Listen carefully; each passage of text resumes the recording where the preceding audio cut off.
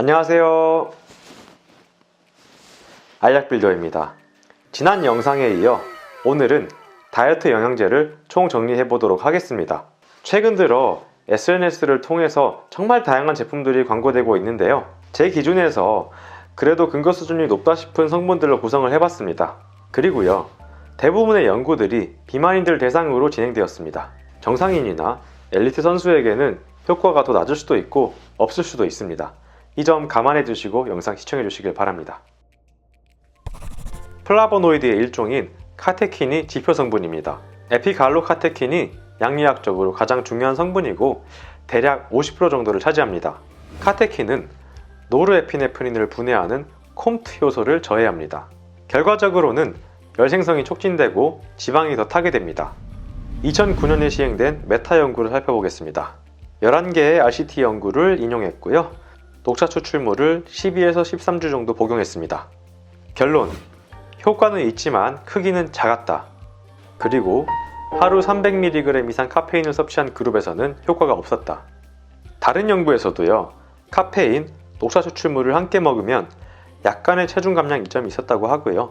녹차 추출물 단독 섭취 효과는 없었다고 합니다. 두 연구를 종합해보면 카테킨과 카페인을 함께 섭취할 경우 효과가 약간 있는데 카페인 내성이 생긴 사람에서는 큰 의미가 없을 수 있다. 문제는요, 카테킨은 간독성이 있습니다. 하루 300ml 이상 섭취할 경우 간염과 유사한 증상이 나타날 수 있습니다. 오심, 구토와 같은 증상이 나타나면 당장 중단해 주시고요. 대부분 복용을 중단하면 자연스럽게 회복되는 편입니다. 가르시니아의 지표 성분인 HCA는 탄수화물의 지방 전환을 막습니다. 시트르산과 HCA는 구조적으로 매우 유사합니다. HCA는 ATP 사이트레이트 라이에이즈의 경쟁적 기량제로 작용을 하고요. 시트르산이 아세틸코에이로 되는 과정을 저해합니다. 쉽게 설명드리자면 이 효소의 기질인 시트르산이 결합하는 부위에 붙어서 블로킹을 하는 것입니다.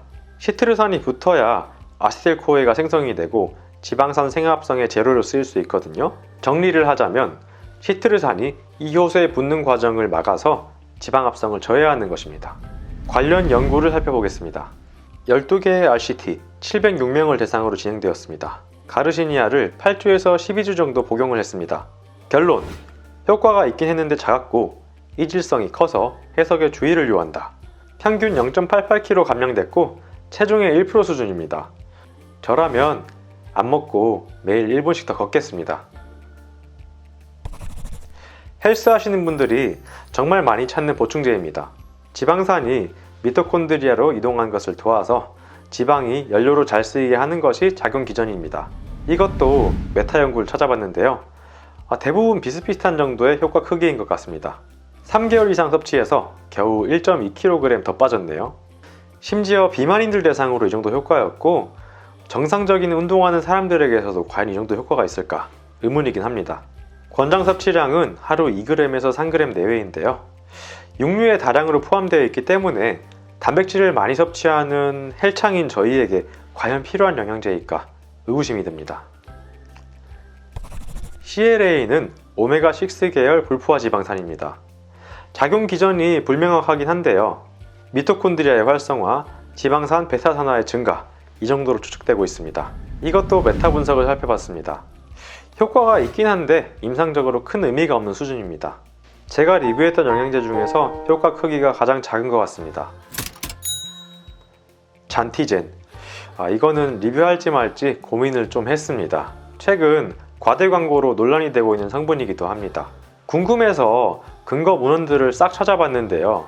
체중 감량 관련해서 괜찮은 RCT가 딱 하나밖에 없더라고요. 미토콘드리아 짝풀림 기전을 통해서 기초대사량을 증가시키는데요. 하루 400kcal 수준입니다. 솔직히 말도 안 되는 효과라고 생각하고요.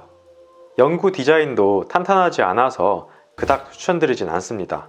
잔티젠과 관련해서 좀 더 자세한 내용을 원하시면 알약크루 카페를 참고하시길 바랍니다. 링크 남겨두도록 하겠습니다. 그 외에도 알파리포산을 참 많이 드시는데요. 항산화 작용과 더불어 약간의 체중 감소가 관찰되었습니다. 한국에서는 전문약으로 분류가 되어 있고 통관 이슈 때문에 이 정도에서 마무리하도록 하겠습니다.